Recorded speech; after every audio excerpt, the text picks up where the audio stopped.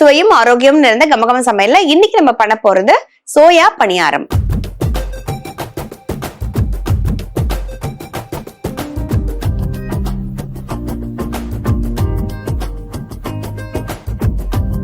இந்த ரெசிபியை பண்றதுக்கு தேவையான பொருட்கள் என்னென்னு பார்க்கலாம். சோயா பணியாரம் செய்ய தேவையான பொருட்கள்: வேக வைத்த சோயா 1 கப், கடலை மாவு 1/2 கப், ரவை 2 டீஸ்பூன், குடைமிளகாய் 1, பச்சை மிளகாய் 2, ஆப்ப சோடா 1 சிட்டிகை, ஆம்ச்சூர் பவுடர் 1/2 டீஸ்பூன், துருவிய பன்னீர் 100 கிராம், சீஸ் தேவையான அளவு, வெங்காயம் 1, இஞ்சி பூண்டு விழுது 1 டீஸ்பூன், மிளகாய் தூள் 1 டீஸ்பூன், மிளகு தூள் 1/2 டீஸ்பூன், கரம் மசாலா 1/2 டீஸ்பூன், ஜீரகத்தூள் 1/2 டீஸ்பூன், சிக்கன் மசாலா 1/2 டீஸ்பூன், தயிர் 2 டீஸ்பூன், உப்பு தேவையான அளவு, எண்ணெய் தேவையான அளவு. சோயா பணியாரம் பண்றதுக்கு தேவையான பொருட்கள் என்னென்னு பார்த்தாச்சு. எப்படி பண்றதுன்னு இப்ப பார்க்கலாம். இப்ப ஃபர்ஸ்ட் சோயா பாத்தீங்கன்னா நம்ம வேக வச்சிருக்கோம். இந்த சோயாவை நல்லா பிழிஞ்சிட்டு நம்ம வச்சிருக்கோம். சோ இதை இப்ப மிக்சியில போட்டு நம்ம பல்ஸ் பண்ணோம் அப்படின்னா நல்லா நமக்கு பொடி மாதிரி நம்ம பண்ணி எடுத்துட்டு வந்துடலாம்.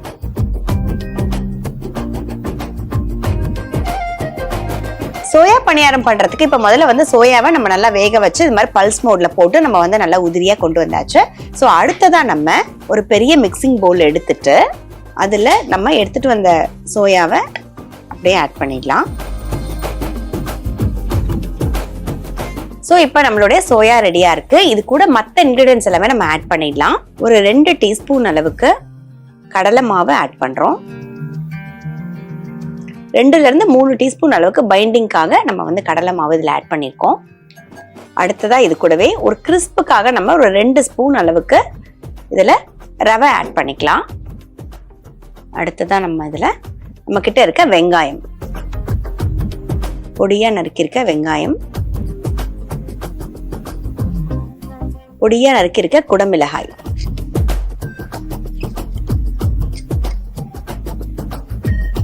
கூடவே பச்சை மிளகாய் ஆட் பண்ணிக்கலாம். இதுலயே இஞ்சி பூண்டு விழுது ஒரு 1 டீஸ்பூன் அளவுக்கு ஆட் பண்றோம். இப்போ இதுல நம்ம மசாலாஸ் எல்லாமே ஆட் பண்ணிக்கலாம். மிளகாய் தூள் ஒரு 1/2 டீஸ்பூன் அளவுக்கு ஆட் பண்றோம்.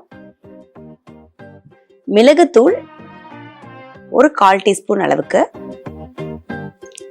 இது கூடவே சிக்கன் மசாலா ஒரு 1/4 டீஸ்பூன்,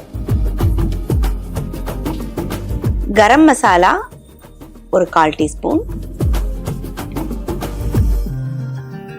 ஜீரகத்தூள் ஒரு 1/4 டீஸ்பூன். இது கூடவே புளிப்புக்கு கொஞ்சம் நம்ம ஆம்ச்சூர் பவுடர் ஆட் பண்றோம். நீங்க இது இல்லாட்டி லெமன் ஜூஸ் கூட ஆட் பண்ணிக்கலாம். ஒரு 1 சிட்டிகை அளவுக்கு நம்ம பேக்கிங் சோடா ஆட் பண்ணிக்கலாம், கொஞ்சம் சாஃப்டா இருக்கிறதுக்காக. தேவையான அளவுக்கு உப்பு. அடுத்ததான் இதுல நம்ம நல்லா திருகி வச்சிருக்க பன்னீர்,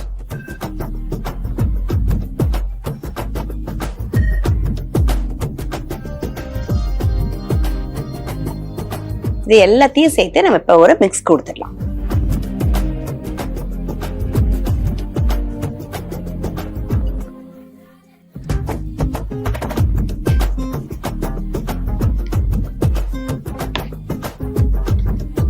இது ரொம்ப உதிரியா இருந்துச்சு அப்படின்னா நமக்கு பணியாரம் ரொம்ப உதிரியா ஆயிடும்.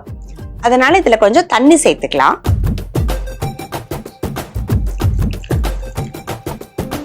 தண்ணி ரொம்பவும் சேர்க்க வேண்டாம். ஜஸ்ட் ஒரு 1/2 டம்ளர் போல நம்ம சேர்த்திருக்கோம்.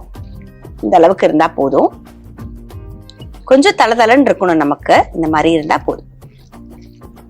இப்ப மாவு பாத்தீங்கன்னா நமக்கு ரெடி ஆயிடுச்சு. பணியாரத்துக்கான மிக்சர் ரெடி ஆயிடுச்சு. இது ஒரு 5 மினிட்ஸ் அப்படியே இருக்கட்டும், நம்ம வெயிட் பண்ணலாம். இப்ப நம்மளுடைய இந்த சோயா பணியாரத்துக்கான டெக்ஸ்சர் பாத்தீங்கன்னா நல்ல ஒரு 5 நிமிஷம் நம்ம மிக்ஸ் பண்ணி வச்சு ஆயிடுச்சு. ஒரு பக்கம் நம்ம பணியார சட்டியை வச்சு இதுல கொஞ்சம் எண்ணெய் விட்டு நல்லா காய வச்சுட்டோம். இப்ப ஒரு ஸ்பூன் எடுத்துட்டு இதுல ஒரு ஹாஃபா ஃபில் பண்ணிக்கோங்க.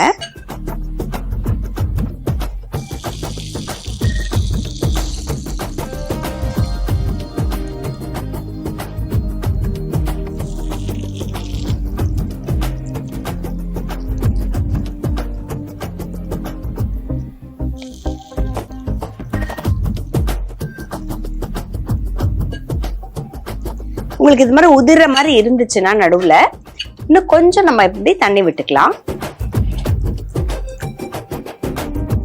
டைம் ஆக ஆக பாத்தீங்கன்னா நமக்கு வந்து இந்த சோயா வந்து நமக்கு தண்ணி எல்லாமே அப்சர்வ் பண்ணிக்கும்.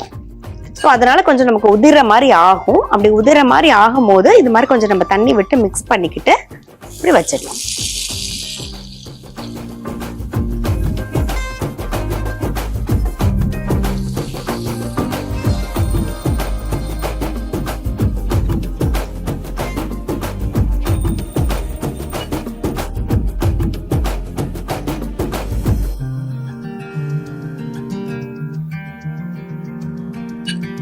சிம் ஃபயர்ல இருக்கட்டும்.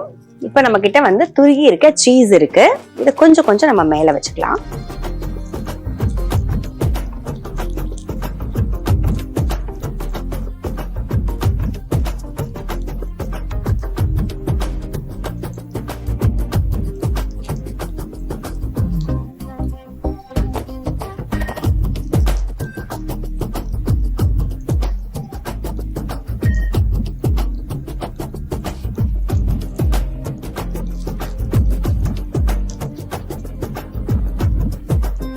இது மேல கொஞ்சம் கொஞ்சம் லைட்டா கவர் பண்ற மாதிரி நம்ம இத சீஸ் மேல ஜஸ்ட் கவர் பண்ற மாதிரி நம்ம வச்சுக்கலாம்.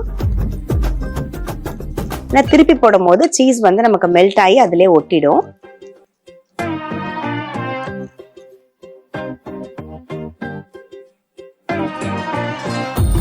சோ நீங்க நினைக்கலாம் இது வந்து நம்ம தண்ணியாவே கரைச்சி இதை ஊத்தலாமேன்னுட்டு. ஆனா இது வந்து பாத்தீங்கன்னா நம்ம அப்படி எடுக்கும் போது நமக்கு வந்து எடுக்க வராது சோயா.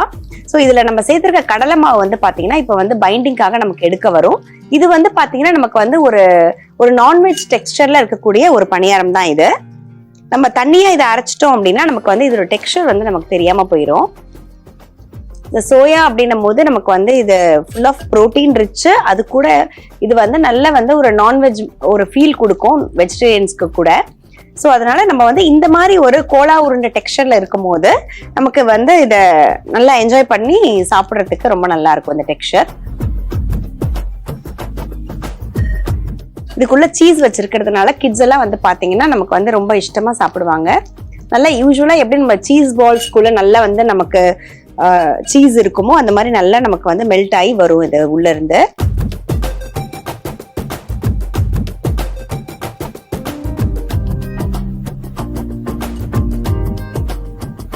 ஸ்லோவா குக் ஆனாதான் வந்து பாத்தீங்கன்னா நமக்கு நல்லா வந்து ரோஸ்டா நல்லா கிறிஸ்பா இருக்கும். ஸோ அதனால இப்ப மூடி போட்டு ஒரு 5 மினிட்ஸ் வேகட்டும் நம்ம வெயிட் பண்ணலாம்.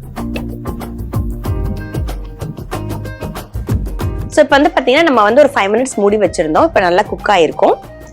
நம்ம அப்படியே எடுத்து திருப்பி விட்டுடலாம்.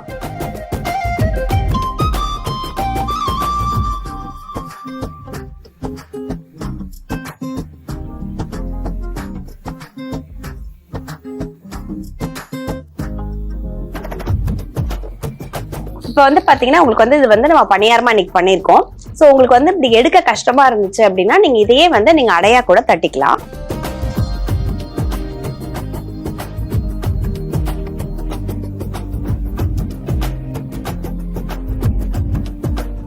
இப்ப பணியாரம் பாத்தீங்கன்னா 2 பக்கமும் நமக்கு நல்லா வெந்துருச்சு. இதை நம்ம அப்படியே எடுத்துடலாம்.